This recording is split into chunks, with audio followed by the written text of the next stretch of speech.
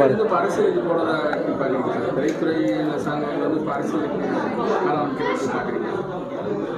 அரசியல் பேச வேணாம்னு நினச்சேன் சார்.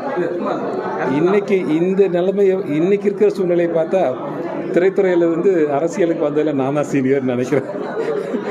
நான் தான் மேபி எனக்கு முன்னாடி இருந்தவங்களாம் சில பேர் தவறிட்டாங்க, சில பேர் இருக்கலாம், விலகி இருக்கலாம். நான் விலகி இருக்கிறதுக்கு பல காரணங்கள் இருக்குது. சில காரணங்கள் உங்களுக்கும் தெரியும்.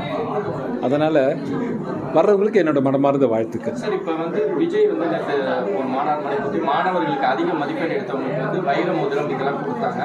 அதை எப்படி பார்க்குறீங்க? அதே ஸ்டேஜில் வந்து சொல்லியிருக்காரு பல அரசியல், அதாவது பல தலைவருக்கு அரசியலுக்கு மட்டும்தான் பொதுவாக எல்லாத்தையும் சொல்லியிருக்காரு. அதை எப்படி இல்லை, அவருடைய பேட்டியை நான் ஃபுல்லாக பார்த்தேன். என்னுடைய நண்பர் தான் விஜய் அவர்கள். அவர் வருவதும் வராதும் நான் முதலே சொல்லியிருக்கேன். அவரோட விருப்பம். வந்தால் அவருக்கு என் மனமார்ந்த வாழ்த்துக்கள். வரலனாலும் நடிகராக என் நண்பராக இருப்பார், என்னுடைய நல்ல நல்ல நண்பராக இருப்பார். ஸோ வந்து எனக்கு என்னென்னா, அவர் நேற்று சொன்ன கருத்தில் அது அவருடைய எந்த இடத்துக்கு போகிறாருன்றதுக்காக அவர் பேசின விஷயமா இருக்கும். சில விஷயங்கள் நான் தவிர்க்க விரும்புகிறேங்க. நான் வந்து அரசியல் பேச விரும்பலை. நான் நிறைய பேசுவேன். முதல்லலாம் நான் வந்து அரசியலை வந்து தினம் பார்த்துட்டு என் கூட இருக்கிற மாவட்ட செயலாளருக்கே நான் வந்து இது நடந்தது, நீ நடந்திருக்கு பாருங்கன்னு சொல்லுவேன். ஏன்னா ஒரு 1/2 hour நடந்த விஷயமா இருக்கும். 7 மணிக்கு நியூஸ் வரும். அப்போ 7 மணிக்கு தான் அவர் ஜேர்னியில் வந்திருப்பார். அவருக்கு தெரியாமல் இருந்திருக்கும். 7:30 8 மணிக்கு நான் மேடைக்கு போகிறப்ப நானே சொல்லியிருக்கேன். ஸோ அதனால் இப்போ நிறைய ஸ்டோரேஜ் ஆகி இங்கே வரைக்கும் எனக்கு தலைக்கு மேலே போயிடுச்சு. எனக்கு வந்து நிறைய அரசியல் விஷயங்கள் இருக்கிறதால எதையுமே பேசாமல் மென்று மூழ்கிட்டு இருக்கேன்.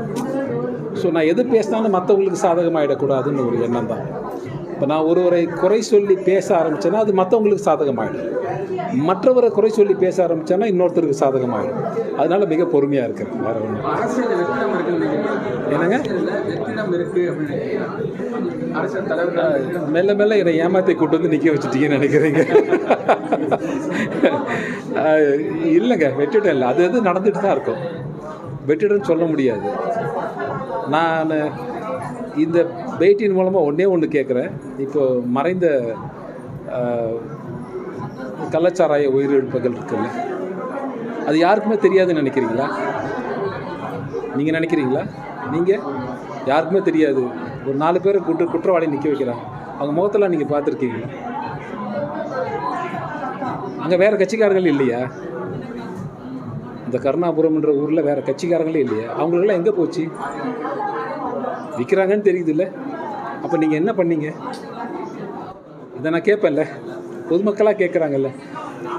நீங்கள் முதன்மைனா உங்களுக்கு பங்கு போகும். இப்போ நீங்கள் ஒரு ஸ்தாபனத்தோடைய ஓனர்னால் உங்களுக்கு முதல் பங்கு, வேலைக்காரங்களுக்கு பங்கு, அவங்களுக்கு ஒரு பங்கு. எல்லோரும் தானே உடன்பட்டுருக்கீங்க. யாருக்கு தெரியாதுன்னு சொல்கிறீங்க? யாரை ஏமாற்ற பார்க்குறீங்க நீங்கள்? யாருக்கு தெரியாதுன்னு கேட்குறேன். ஏதாவது ஒரு ஊருன்றது அங்கே எல்லா கட்சியார்ந்தவங்களும் இருப்பாங்கள்ல, நிர்வாகிகளும் இருப்பாங்கள்ல. 5 பேர் இருப்பாங்க, 10 பேர் இருப்பாங்கல்ல, ஒரு 2 பேராவது இருப்பாங்கல்ல. அவங்க சொல்லியிருக்கணுமா இல்லையா? இது ஒருவரை குறை சொல்லி தப்பிக்கிற வியாபாரம் கிடையாது. ஸோ அதனால் நான் வெளிப்படையாக சொல்கிறேன். நிறையா இருக்குது. நான் பேசிடுவேன். வேணாம். அரசாங்கம் வந்து 10 லட்சம் ரூபாய் நிதி கொடுத்துருக்கு. ஆனால் பாதிக்கப்பட்டவங்க என்ன சொல்கிறாங்க? போன உயிர் வந்து சாரிங்க, no comments. Thank you very much. ரொம்ப நன்றிங்க, ரொம்ப நன்றி. நான் நிறையா பேசுவேன். நான் சொன்ன தலைக்கு மேலே இருக்குது. எனக்கு இப்போ இங்கே வரைக்கும் இருக்குது. நான் பேசுவது மற்றவருக்கு சாதகமாக மாறிவிடக்கூடாது என்பதற்காக நான் பேசாமல் இருக்கேன். சார், லாஸ்ட் ஒரு क्वेश्चन சார். சொல்லு. 2026 அரசியலுக்கு வந்து விஜய் வரது வந்து எந்த அளவுக்கு மாற்றத்தை ஏற்படுத்தும்? முதல்ல அவர் வரட்டும், பார்க்கலாம். அவர் கட்சி ஆரம்பிச்சிருக்கார், வரான்னு சொல்லிட்டு பார்க்கலாம். ரொம்ப நன்றி.